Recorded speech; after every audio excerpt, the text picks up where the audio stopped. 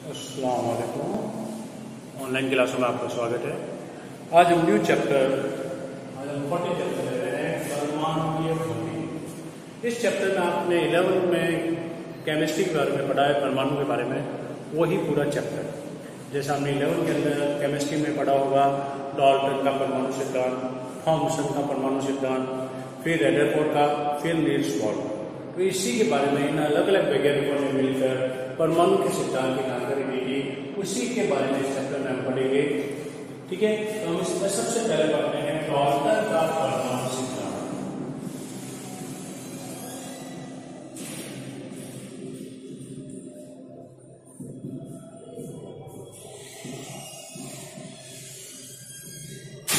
क्या है डाल्टन का परमाणु सिद्धांत? डाल्टन का परमाणु सिद्धांत क्या है?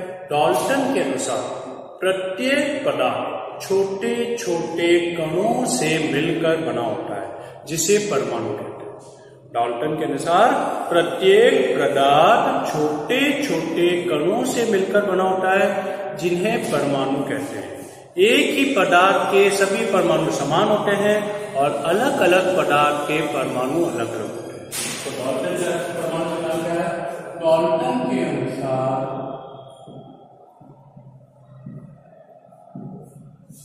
प्रत्येक पदार्थ छोटे छोटे कणों से मिलकर बना होता है। डाल्टन के अनुसार प्रत्येक पदार्थ छोटे छोटे कणों से मिलकर बना होता है, जिसे परमाणु कहते हैं। डाल्टन के अनुसार प्रत्येक पदार्थ छोटे छोटे कणों से मिलकर बना होता है, जिसे परमाणु कहते हैं। एक ही पदार्थ के सभी परमाणु समान होते हैं, जबकि अलग अलग पदार्थ के परमाणु अलग अलग होते हैं। तो सभी पदार्थ छोटे छोटे कणों से मिलकर बना होता है, जिसे परमाणु कहते हैं।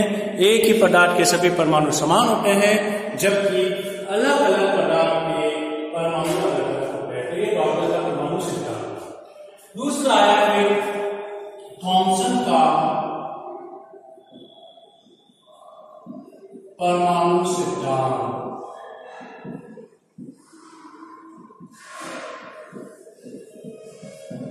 तो पहले सिद्धांत में मालूम चला कि परमाणु धनावेशित है, ऋणावेशित है, परमाणु में इलेक्ट्रॉन होते हैं, नहीं होते हैं, किसी के बारे में जानकारी नहीं होती। इससे दूसरा है थॉमसन का परमाणु सिद्धांत।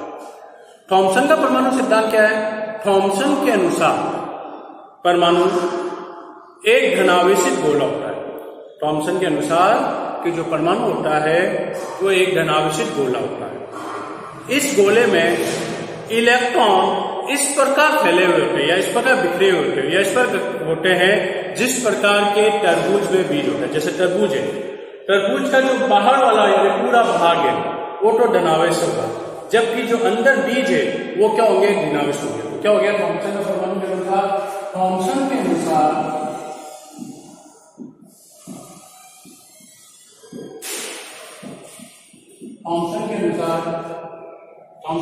परमाणु एक धनावेशित गोला होता है। थॉमसन के अनुसार परमाणु एक धनावेशित गोला होता है। इस गोले में इलेक्ट्रॉन को सॉल्व किया जाता है। इस प्रकार बिखरे हुए, इस प्रकार फैले हुए होते हैं, या इस प्रकार घसे हुए होते हैं, इस प्रकार फैले होते हैं, जिस प्रकार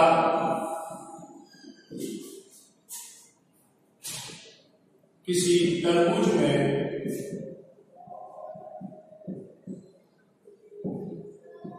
बीज होते हैं, थॉमसन के अनुसार क्या हो गया, थॉमसन के अनुसार जो परमाणु होता है वो एक धनात्मक से जुड़ा होता है, ये पूरा धनात्मक इस पर इसमें इलेक्ट्रॉन इस प्रकार होते हैं, जैसे तरबूज में बीज होते हैं क्या होता है। तो थॉमसन के अनुसार परमाणु एक धनात्मक गोला होता है, इस गोले में इलेक्ट्रॉन इस प्रकार बिखरे हुए होते हैं, इस प्रकार धसे हुए होते हैं जिस प्रकार के तरबूज में बीज होते हैं। इस मॉडल को प्लम पुडिंग मॉडल कहते हैं।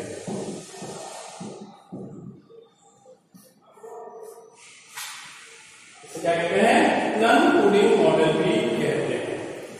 ठीक है, तो किसी भी पदार्थ में जो धनावेश और ऋणावेश का मान समान होता है, अतः जो भी पदार्थ है, जो भी परमाणु होता है वो उदासीन। किसी भी परमाणु में धनावेश तथा ऋणावेश का मान समान होता है, अतः परमाणु विद्युत उदासीन होता है। किसी परमाणु में धनावेश तथा ऋणावेश का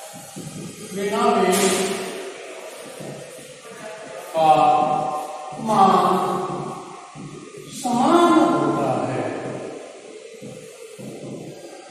अतः परमाणु विद्युत उदासीन होता है। परमाणु का कोई भी आवेश नहीं होता है। यह है हमारा थॉमसन का परमाणु सिद्धांत। थॉमसन के अनुसार परमाणु एक धनावेशित गोला होता है जिसमें इलेक्ट्रॉन इस प्रकार फैले हुए होते हैं जिस प्रकार के किसी तरबूज में बीज होते हैं, परंतु धनावेश और ऋणावेश का मान समान होता है तो परमाणु विद्युत उदासीन। इस सिद्धांत से हम प्रकाश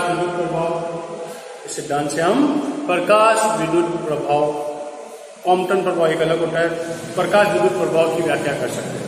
परंतु यह सिद्धांत अल्फा कण प्रकीर्णन प्रयोग और हाइड्रोजन के रेखीय स्पेक्ट्रम की व्याख्या नहीं करता है। यानी इसमें कमी में क्या हो सकता है, इस सिद्धांत से लिखने प्रकाश विद्युत प्रभाव हमारा केवल चतुर्थ के बारे में है। प्रकाश विद्युत प्रभाव, कॉम्पटन प्रभाव आदि की व्याख्या कर सकते हैं, परंतु इस सिद्धांत से प्रकाश विद्युत प्रभाव, कॉम्पटन प्रभाव आदि की व्याख्या कर सकते हैं, परंतु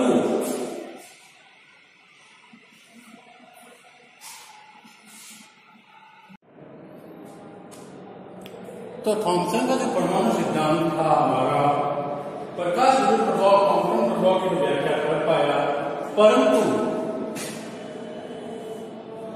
एक होता है अल्फा कण प्रकीर्णन प्रयोग, अल्फा कण प्रकीर्णन प्रयोग तथा हाइड्रोजन का रेखीय स्पेक्ट्रम।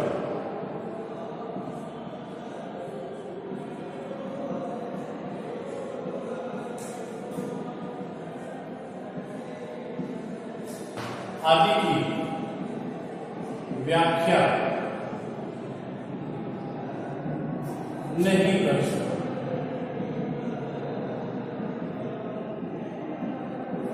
जवाब, इस सिद्धांत से प्रकाश विद्युत प्रभाव, कॉम्पटन प्रभाव आदि की व्याख्या कर सकते हैं, परंतु अल्फा कण प्रकीर्णन प्रयोग तथा हाइड्रोजन का रेखीय स्पेक्ट्रम जो होता है उसकी व्याख्या हम नहीं कर सकते हैं।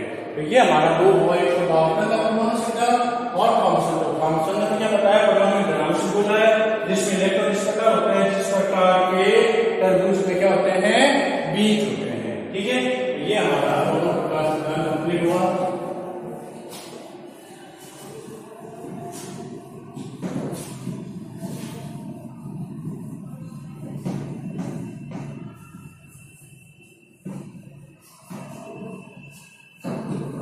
अब जो रदरफोर्ड अल्फा कण पर्टिकुलर प्रयोग की व्याख्या नहीं कर पाया, उसके लिए तीसरा अलग वैज्ञानिक है रदरफोर्ड। उसने रदरफोर्ड का अल्फा कण पर्टिकुलर प्रयोग,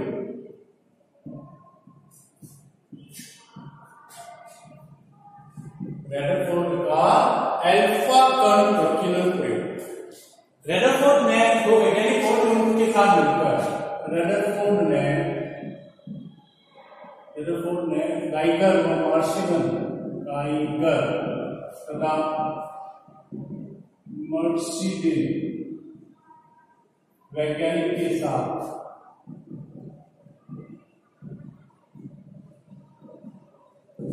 साथ मिलकर अल्फा कण पर्टिकुलर प्रयोग किया। अब वो प्रयोग क्या था? रदरफोर्ड ने क्या सोने की पन्नी ली,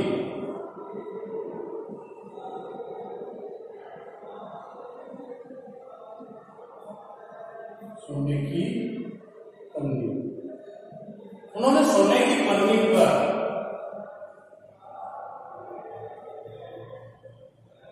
यहां अल्फा कर दिया। उन्होंने सोने की पन्नी पर अल्फा कण की बौछार, जो अल्फा कण होता है उसका मीडियम कहते हैं, OH4 होता है और ये धनावेशी होता है। ठीक है, ये क्या है? मीडियम को अल्फा कण कहते हैं, इसको हीलियम। तो उन्होंने क्या किया?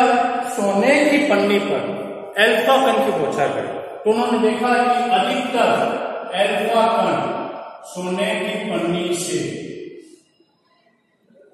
सीधे निकले, अधिकतर अल्फा कण सोने की पन्नी से सीधे निकले। तो इससे क्या मालूम चला कि परमाणु का अधिकांश भाग या परमाणु का अधिकतम भाग खोखला होता है। परमाणु का अधिकतम भाग खोखला होता है, जिसके कारण परमाणु क्या हो है? इलेक्ट्रॉन सॉरी आपके अल्फा कण क्या हो गए? सीधे निकले। कुछ अल्फा कण हल्के से न्यूट्रॉन से विक्षेपित होते, कुछ अल्फा कण क्या हो रहा है? न्यूट्रॉन से टकरा कर वापस आते। हजारों कणों में से एक कण टकरा कर वापस उसी मार्ग से लौटा। हजारों कणों में से एक कण टकरा कर वापस उसी मार्ग से लौटा। तो इस प्रयोग से उसने क्या बताया कि जो परमाणु होता है उसका समस्त धनावेशी भाग केंद्र पर ही पाया जाता है, जिसे हम क्या कहते हैं? नाभिक कहते हैं। उन्होंने क्या प्रयोग किया? प्रयोग के बारे में लिखने में किया है। वैज्ञानिक के साथ मिलकर अल्फा कण पर्टिकुलर प्रयोग किया। उन्होंने सोने की पन्नी पर अल्फा कण की बौछार की, तो अधिकतम या अधिकतर अल्फा कण सोने की पन्नी से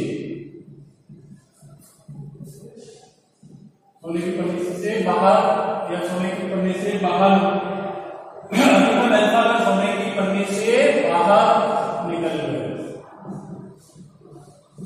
अर्थात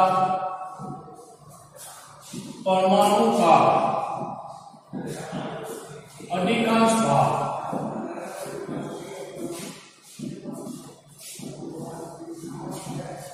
खोखला,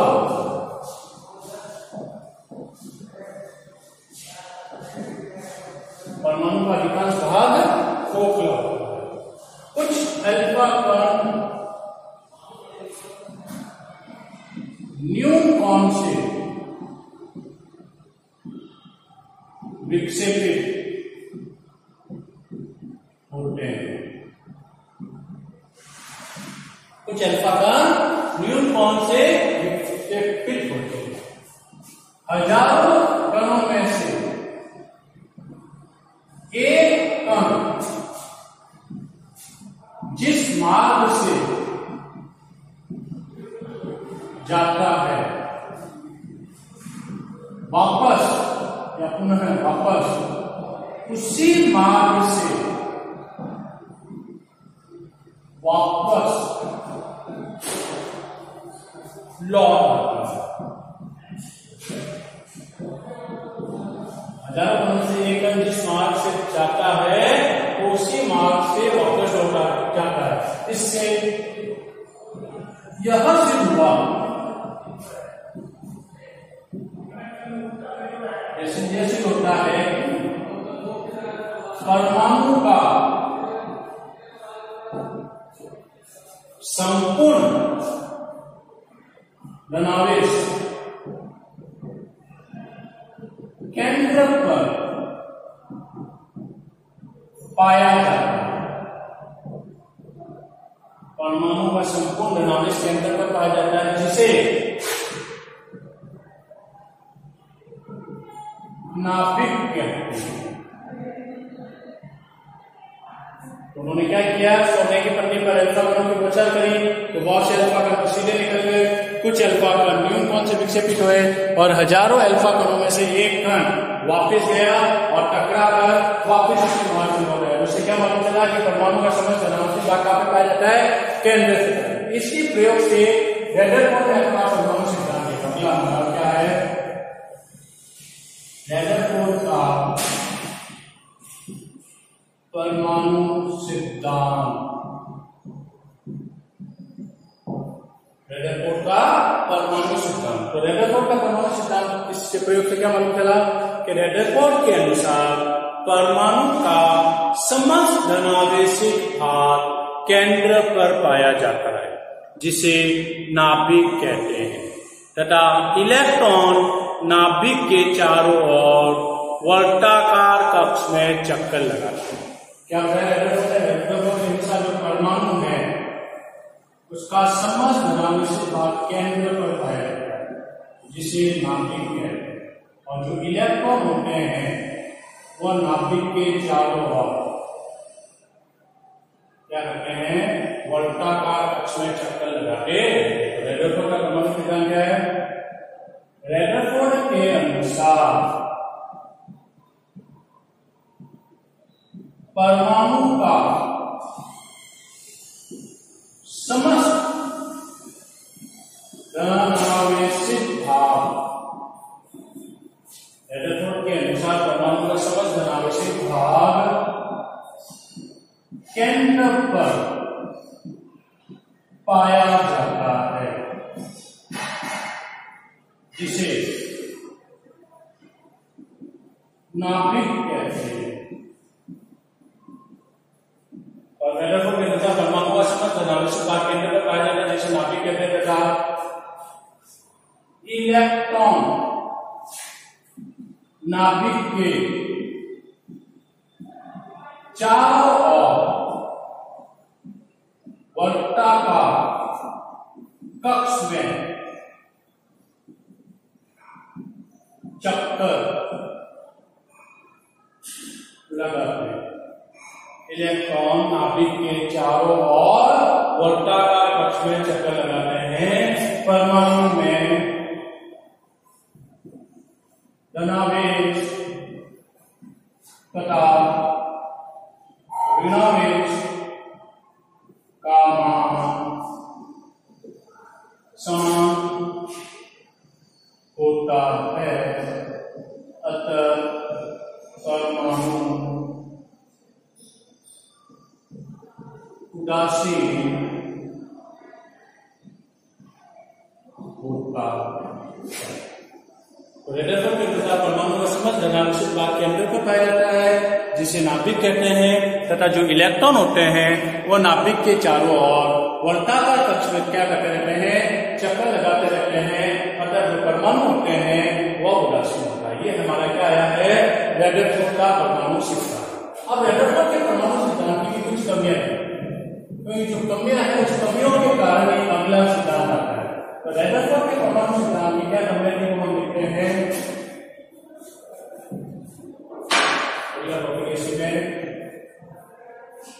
रदरफोर्ड के परमाणु सिद्धांत की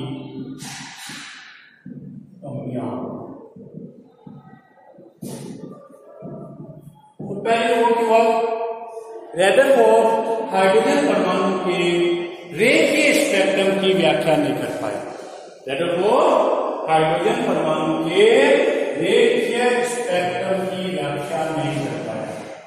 रदरफोर्ड हाइड्रोजन परमाणु के रेखीय स्पेक्ट्रम की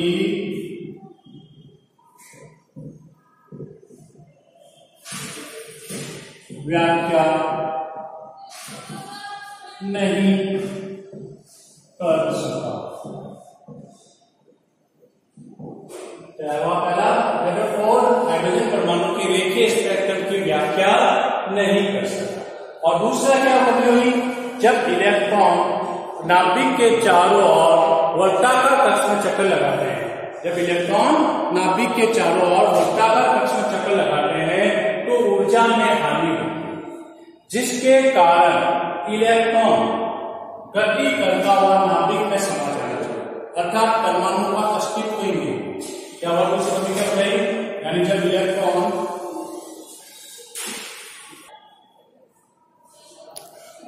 तो दूसरी कमी क्या हुई, जब इलेक्ट्रॉन नाभिक के चारों ओर वर्ताकार कक्ष में चक्कर लगाता है तो उसकी ऊर्जा में हानि होती है।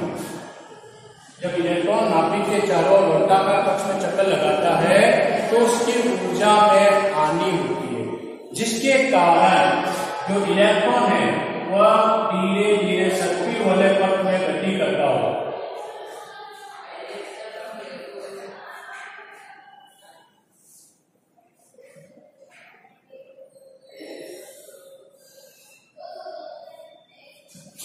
सक्रिय वाले पथ में गति करता हुआ कहाँ समा जाना चाहिए, नाभिक में समा जाना चाहिए, अर्थात परमाणु का अस्तित्व ही नहीं है। और ये पॉसिबल नहीं है कि हम जानते प्रत्येक पदार्थ छोटे छोटे कणों से मिलकर बना होता है। तो ये क्या हुआ दूसरी कमी है, जब इलेक्ट्रॉन नाभिक के चारों ओर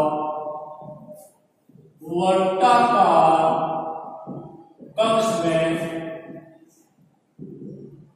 चक्कर लगाता है तो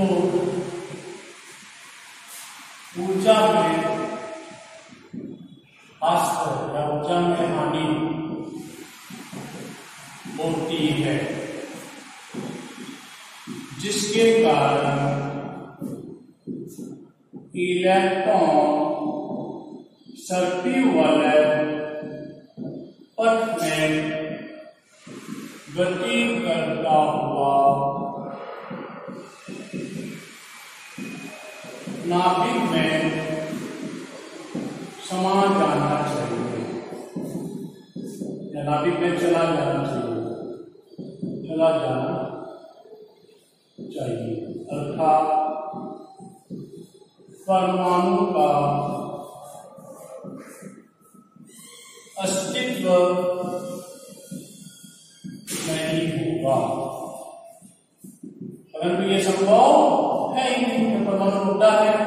तो ये इसकी दोनों कमियां हो गई, एक तो लेखी स्पेक्ट्रम की व्याख्या कर पाया और इसमें ऊर्जा में हानि हो रही है, तो हानि को कैसे पूर्ण किया जा सकता है उसकी व्याख्या कौन नहीं कर पाया, अपना रदरफोर्ड का परमाणु सिद्धांत। तो इसकी व्याख्या करने के लिए ये जो पट बता रहे हैं ऐसा धीरे धीरे, इसी पट को हम क्या कह सकते हैं, सर्पिल वलय। इसकी कमी को दूर करने के लिए फिर दूसरा वैज्ञानिक जिसने लास्ट इस सब के बारे में बताया कि ये ऊर्जा में आने के लिए ऊर्जा कहां से मिलती है, क्या वो सिद्धांत आया था नील्स बोर का, जो सबसे बहुत सिंपल है पोटेशियम चैप्टर में नील्स बोर का परमाणु सिद्धांत। उसने बताया कि ऊर्जा में हानि हो रही है, कहां से ऊर्जा प्राप्त होती है, जब इलेक्ट्रॉन एक कक्ष से दूसरे कक्ष में जाता है तो क्या होता है, तो लास्ट हमारा कौन सा आता है, नील्स बोर का परमाणु सिद्धांत। तो यार तीन सिद्धांत हुए, एक तो पहला डाल्टन का परमाणु सिद्धांत, डाल्टन के अनुसार प्रत्येक पदार्थ छोटे छोटे कणों से मिलकर बना होता है जिसे परमाणु कहते हैं। परंतु डाल्टन ये नहीं बताया कि परमाणु धनावेशित है ऋणावेशित है इलेक्ट्रॉन का है, उसको दूर करने के लिए दूसरा आया थॉमसन ने क्या बताया कि परमाणु एक धनावेशित गोला है जिसमें इलेक्ट्रॉन होते हैं, ठीक है। परंतु यह हमारे हाइड्रोजन के रेखीय स्पेक्ट्रम की व्याख्या नहीं कर पाया और अल्पाकण प्रकीर्णन प्रयोग को नहीं समझा पाया। उसके बाद तीसरा है रदरफोर्ड का परमाणु सिद्धांत। रदरफोर्ड ने बताया कि जो परमाणु होता है उसका समझ धनावेशित भाग केंद्र पर ही पाया जाता है सर, जिसे नाभिक कहते हैं, और जो इलेक्ट्रॉन होते हैं वो नाभिक के चारों ओर वर्ताकार कक्ष में क्या करते रहते हैं, चक्कर लगाते रहते हैं। परंतु इसकी भी कमी हो गई, इसमें जब इलेक्ट्रॉन नाभिक के चारों ओर वर्ताकार कक्ष में चक्कर लगाएगा तो ऊर्जा में हानि होगी। तो ये ऊर्जा में हानि कहां से वापस मिल रही है वो नहीं पता पाया, जिसके कारण धीरे धीरे ऊर्जा में हानि होते हुए जो इलेक्ट्रॉन है वो शक्ति वाले को गति करते हुए नाभिक में समा जाएगा, अर्थात परमाणु का अस्तित्व ही नहीं रहेगा। परंतु ये पॉसिबल नहीं हो सकता है, और हाइड्रोजन के एक स्पेक्ट्रम की व्याख्या ये नहीं कर पाएगा। तो इसकी व्याख्या करने के लिए हमारा जो लास्ट आता है इसका नील्स बोर का परमाणु सिद्धांत, वो हमारा अगला टॉपिक होगा।